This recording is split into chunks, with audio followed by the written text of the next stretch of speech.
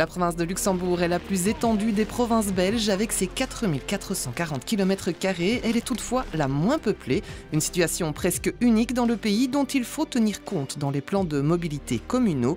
Difficile en effet de se rendre au travail à vélo pour la majorité des habitants de la province, mais il existe des solutions pour tout de même privilégier la mobilité douce utilitaire au quotidien.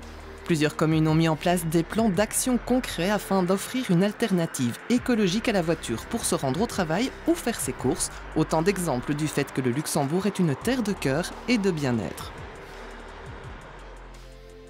Comment ne pas évoquer le chef-lieu quand on parle de mobilité? Plusieurs aménagements ont déjà été réalisés afin de placer le vélo au centre des préoccupations. Une cyclostrate, c'est ce qu'on appelle communément une autoroute cyclable.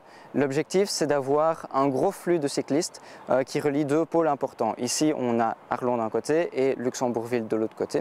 On a énormément de flux transfrontaliers entre ces deux villes-là. Et l'objectif, c'est de pouvoir donner une alternative, un choix supplémentaire à ceux qui veulent se rendre à Luxembourg-Ville à vélo.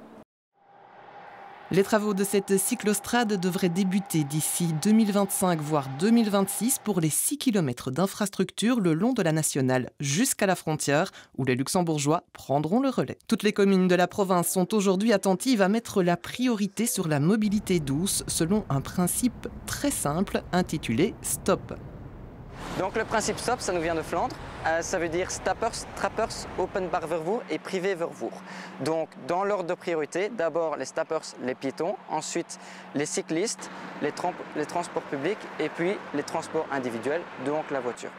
Au sein de la direction des routes également, la priorité a été adaptée pour mettre la mobilité douce utilitaire au centre des préoccupations. Les ravels ne sont d'ailleurs plus vus uniquement comme des vecteurs touristiques.